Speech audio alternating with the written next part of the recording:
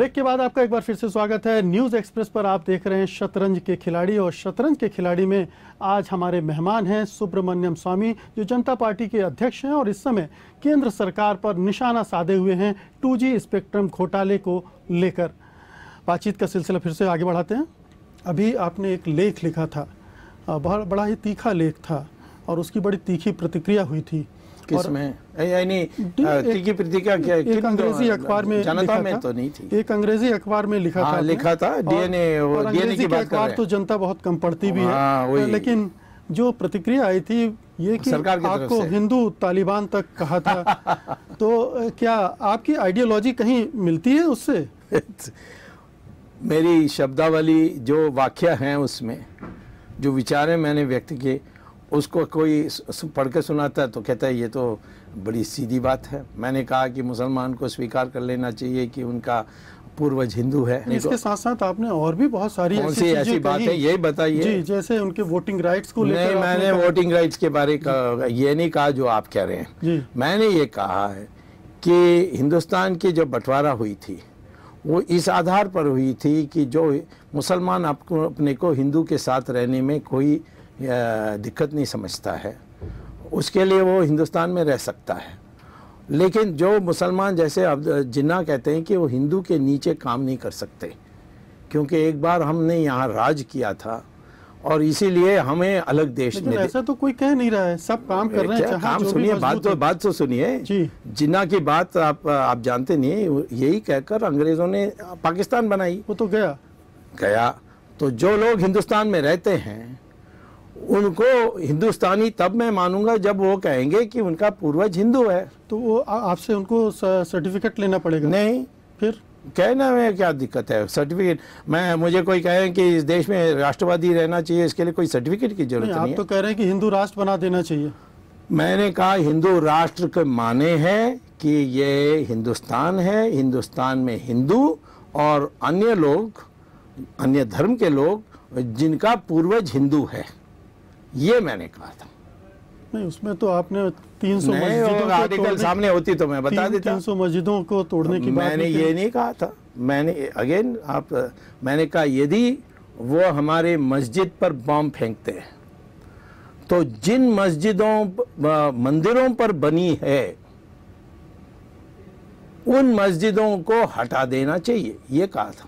आपको नहीं लगता कि आप वो सारे तर्क दे रहे हैं जो बीजेपी, राष्ट्रीय स्वयंसेवक संघ, ये सब देते रहते हैं? उनके पहले भी ये तर्क श्री अरविंदो ने दिया था, ये तर्क अन्य लोगों ने भी दिया था कि जब मंदिर को तोड़ के मस्जिद बनाया जाए तो मुसलमान को वापस। मोरारजी देसाई इसको कहते थे। पार्लियामेंट में 1977 में मुस्लिम लीग को कहा था, मेरे सामने, मैं उपस्थित था। ये इसको आप तोड़ मरोड़ के कहेंगे सारी मस्जिद को तोड़ देना चाहिए? आपको ऐसा नहीं लगता कि ये पूरी समस्या को जब हम लोग हिंदू मुस्लिम में देखते हैं तो ये एक टकराव की स्थिति पैदा करता है और एक तरह से विभाजन की तरफ मैं तो उल्टा कर रहा हूँ जी। हिंदू और मुसलमान को एक परिवार बना रहा हूँ। आप तो ये कह रहे हैं कि मुसलमानों को हिंदू के नीचे काम करना चाहिए। मैंने ये नहीं कहा था, मैंने कहा अंग्रेजों ने कहा था। यही तो प्रॉब्लम हो गई है ना। मैंने ये कहा कि उसी आर्टिकल में मैंने कहा यदि मुसलमान कहेगा मेरा पूर्वज हिंदू है तो ये मेरा परिवार का हिस्सा है, हम दोनों एक हो जाते हैं, हम हिंदुस्तानी हो जाते हैं। और इसीलिए ये कहना चाहिए। आज भी उस दिन सूफी के जो सम्मेलन हुआ था उन्होंने यही कहा था कि ये तो हमारा देश है क्योंकि हमारा पूर्वज हिंदू है। और डीएनए टेस्ट जो हुआ है ये तो सभी मानते हैं कि तो फिर इसमें क्या बुरी बात है? फिर को लिख कर देना। मैंने ये नहीं कहा कि लिख कर देना चाहिए। कैसे साबित करें? इसमें साबित करने की मैंने कभी नहीं कहा। मैंने ये प्रपोजल कहा है, मैं तो सरकार में नहीं हूँ। मैंने अपने विचार व्यक्त किए हैं कि मुसलमान और हिंदू एक होने में बहुत आसानी से हो जाएगी यदि वो ये कहें कि मेरा पूर्वज हिंदू है। इसके लिए सिद्ध करने के लिए वो कहने में उनको क्या दिक्कत है? नहीं, क्यों कहे कोई? क्यों ना कहे? ये कहने की जरूरत क्या है? मैं ना कहे, रह गए हैं वो मान रहे हैं कि हम ना कहें तो मैं तो सरकार में नहीं हूँ ना, मैं तो विचार व्यक्त कर रहा हूँ। मुझे विचार व्यक्त करने के लिए भी अधिकार होता है। ये पता नहीं आप लोग कोई तानाशाही के नियम सुना रहे हैं मुझे। नहीं, आप बल्कि देखें कि जो विचार आपने व्यक्त किए उनके बारे में लोगों का ये कहना है ये अलोकतांत्रिक भी है, कौन लोग हैं और असंवैधानिक भी है, क्योंकि बताएं आजादी है, बताएं, लेकिन उससे नफरत पैदा होती है। ये लोग की बात मत करिए, मैं भी लोगों के बीच में घूमता हूँ। मैं आपको कहने चाहता हूँ कि यदि आप ऐसे कहेंगे लोग, मैं तो कहूँगा कि चिट्ठियाँ जो अखबारों में आई हैं, जो ट्वीट्स में आई हैं, जो फेसबुक में आई हैं, जो इंटरनेट में आई हैं, वो सारे तो मैं कहता हूँ कि 80% से ज़्यादा लोग मेरी समर्थन में बोले। सवाल ये है कि मैं आज एक विचार व्यक्त कर रहा हूँ। यदि मैं कोई सरकार में होता, कोई मिनिस्टर होता और मुझे इसकी इंचार्ज होती, तो आप कह सकते हैं कि आप अपना अधिकार का दुरुपयोग कर रहे हैं।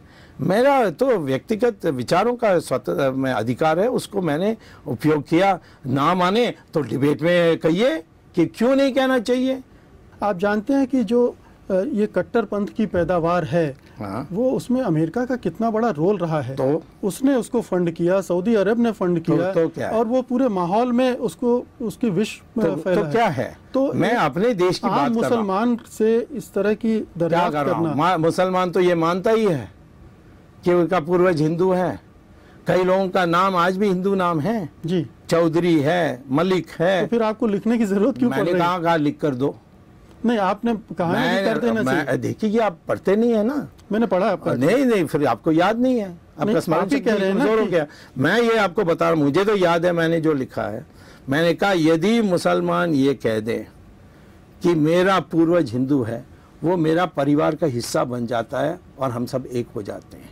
और जो नहीं कहेगा उसको इस देश में वोट की अधिकार नहीं है, ये कहा था मैंने। लेकिन फिर भी आप ये आग्रह कैसे कर सकते हैं कि हिंदू है हमारे पूर्वज? है ही, हमारे मानव समाज, ये तो साइंटिफिक एनालिसिस से प्रूव हुआ है। नहीं, ये आप डीएनए का, यहाँ आदिवासी भी हैं, एक मिनट, आदिवासी भी हैं यहाँ पर, तो आप उन्हें हिंदू कहेंगे? हाँ, हिंदू ही हैं। वो कैसे? उनका रक्त हमारा रक्त जैसे ही है। आपने तो साइंस का पढ़ा ही नहीं है ना। तो आपसे पहले से यहाँ रह रहे हैं। वो तो आपका ये अंग्रेजों लोगों ने सिखाई हुई इतिहास है।